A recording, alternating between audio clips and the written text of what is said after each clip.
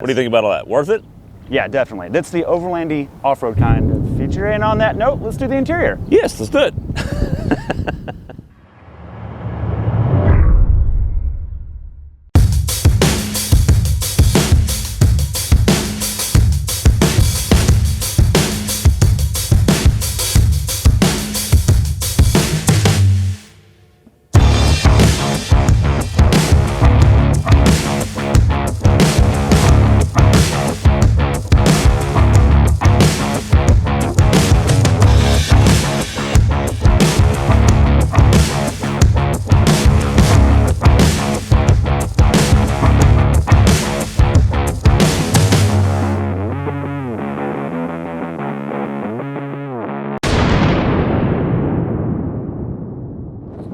Welcome to Brake Check. I'm Brian. I'm Craig. And this is a Tornado, What? No. Tornado review. 2021 Kia Sorento SX all-wheel drive X-Line. Which means it's an inch taller. Yo, an inch matters. But there is a tornado coming, so let's wrap this up. So let's be pretty quick. Exterior, what do you think? Exterior, I love the Aruba Green. Thank you, Kia. More green, please. More Yes, green. more That's green. to Love all that. automakers, please more green. And we'll talk about interior. That's pretty sweet too. You know what else I like? I like that it's not, somebody else said this, it's not like a Russian nesting doll. That was Alex and Otto. Alex and Autos, thank you. So many car manufacturers make their cars look the same, they're just smaller or bigger. Exactly. This looks different. It doesn't look just like a Telluride. No, it doesn't. Or a Seltos. Which we'll get into in the interior portion because this might be the Goldilocks of the three of them, of the SUV lineup. What do you think about the tire chart? It's good. I like it. The headlights look really good. Yeah. This to me is fine. It's not the best thing ever, it's not the worst, but I love the headlight design. And actually the K5 has a similar feature. Yeah. Really happy with that. And again, LED features, kids really maximize that. That does look good. I wish it was amber. Me too. I think that would look cooler. Yep. But that's just me. On the back, I don't love the taillights. They feel like a Mustang taillight missing a spoke. I think they look kind of cool. I like it that there's actually metal in between it. Yes, I think that's pretty neat. neat. Yeah, I do like that. What do you think? Okay, at the end, right above the passenger door, Right the here? end there. That's a pit right here? That little notch. Yeah. I like that. It's cool. I keep noticing it every time, and it kind of ties into this X-Line badging on the side. So X-Line badging gets you some of the darked out stuff. So the wheels, this little badging on the side, and these roof racks. Yes. What do you think about all that? Worth it? Yeah, definitely. That's the overlandy off-road kind of feature. And on that note, let's do the interior. Yes, let's do it.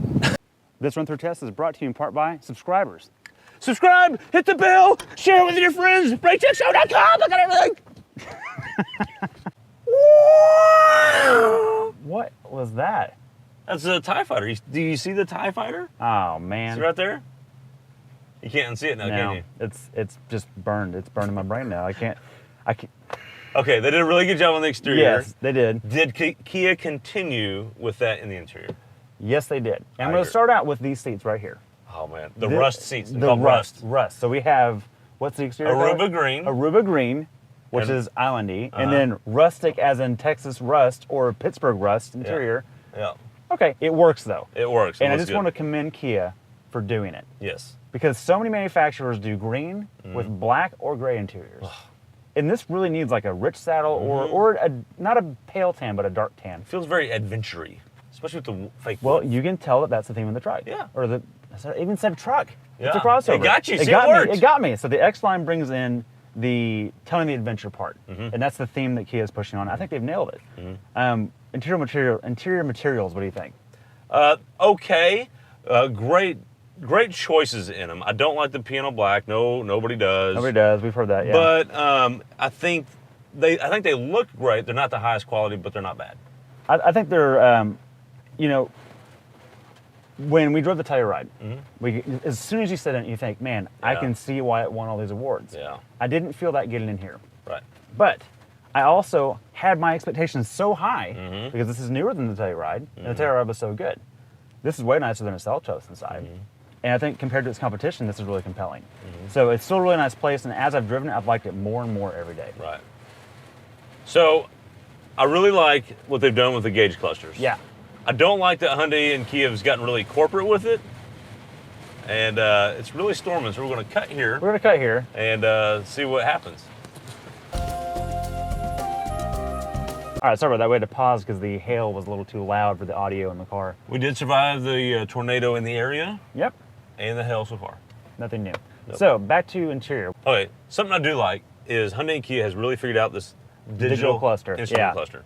And I think it's really cool in here. So each Hyundai or Kia product, you get a different like bonus one. So you get A is just like normal gauges, and then you get like a sport gauge, and then you get another gauge that's supposed to be just kind of cool looking. It's like a Casio font. It looks it looks really cool. It looks like it looks like a watch. Font. Yeah. And then but then there's theme D, like in all of them so far, has been something different. Bonus round. So the Hyundai Elantra had the cubes. It had the cubes. Right. Hyundai and Kia are sharing some tech here. So the Sorento theme D, you get like this landscape, and it's really cool. Okay, so you noticed some things on that. Yes. Tell the audience. What's really neat about it, when you put it on in the morning, it's like a sunrise coming up. You can see a little bit of orange in it. Yeah. As the sunrise is coming up, you can see it changing. And then I've driven it home at night too. It gets darker, and then it finally just goes to a night landscape. What are your thoughts on its placement? Does it make sense? Do you like it? Do you not Well, like it? let's get back to, you kind of mentioned earlier, you mentioned the Goldilocks thing. Right. So it's smaller than the Telluride. It's bigger than the Seltos and the Sportage, which we haven't driven. But what it is it is just the right size. So yeah. You get the third row. It's not, obviously all third rows are penalty spaces, okay? Including the Telluride. I get tired of hearing people say, okay, yeah, we know it's tight. Okay, yeah. Of course.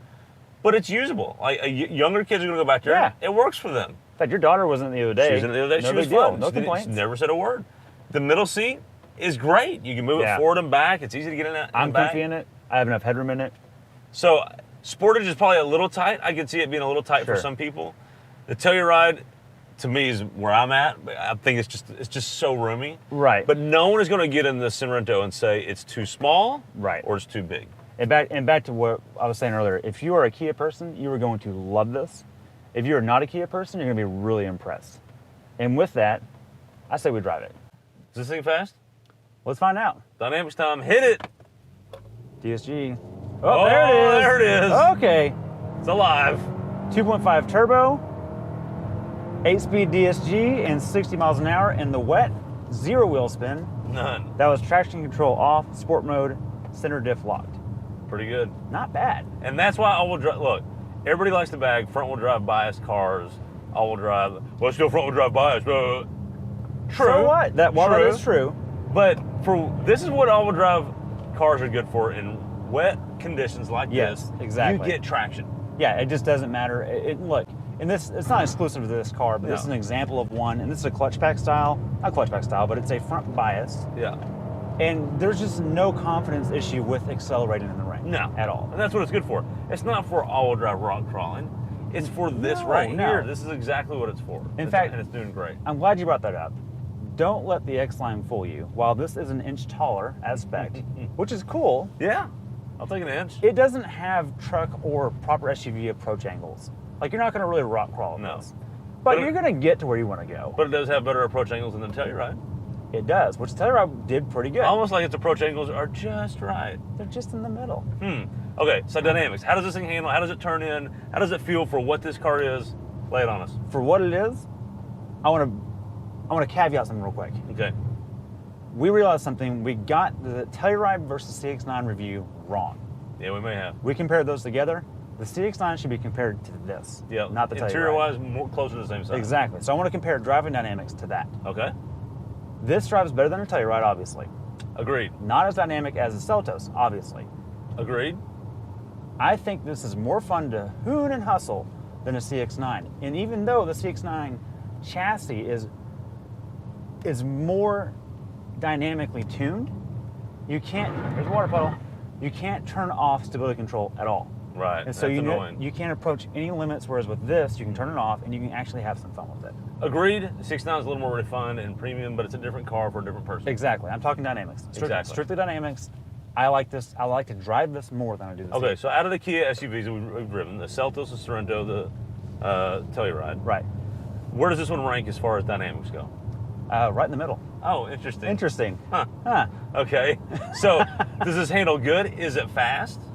I think it is faster than you think it will be. Okay. I wouldn't call it fast, but fast for what it is. Yes, fast for what it is. Dynamically, for its intended purpose, it is fast. Horsepower, torque?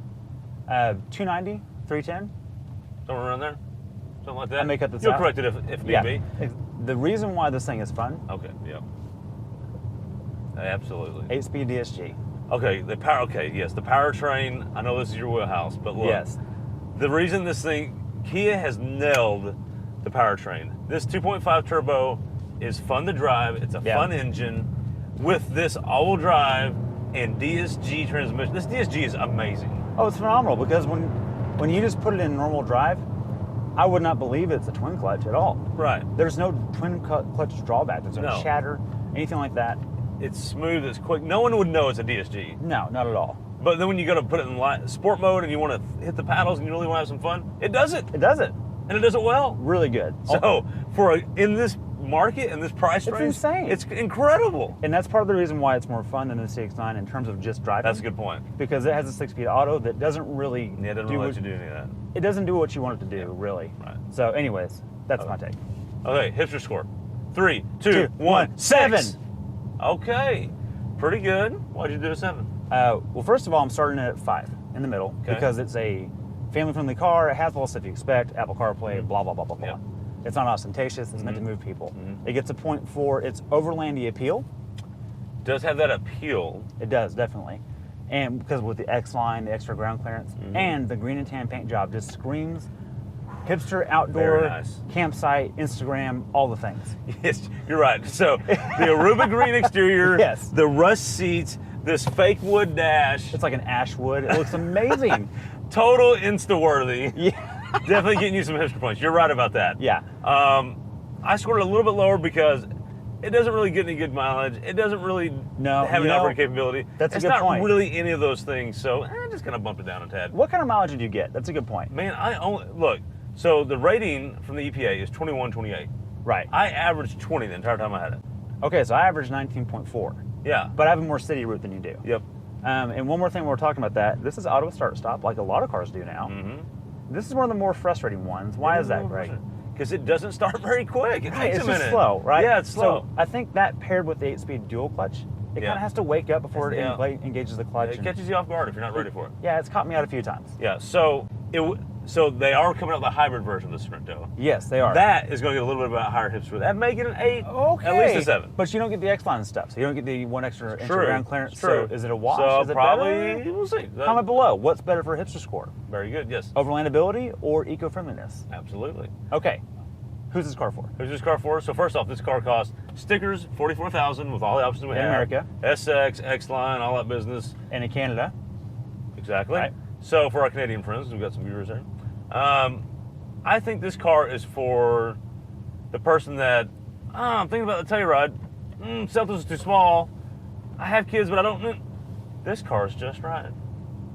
Well, and so we talked about it earlier. I don't mean to cut you off here. Sorry. It's okay. We talked about it earlier.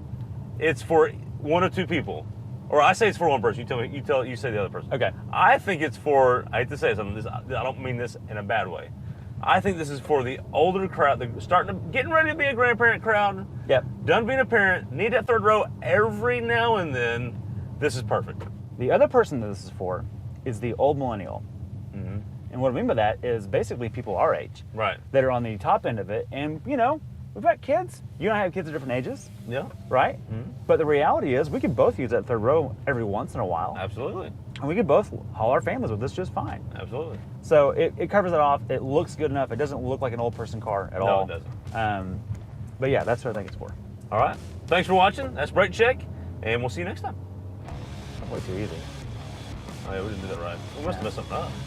I feel like we did. Can we end it with that? Can we just end it just like that? Let's roll the explore. credits? We have credits? Yeah, we have credits. If we don't have credits, we need to add credits. What do you mean we don't have credits?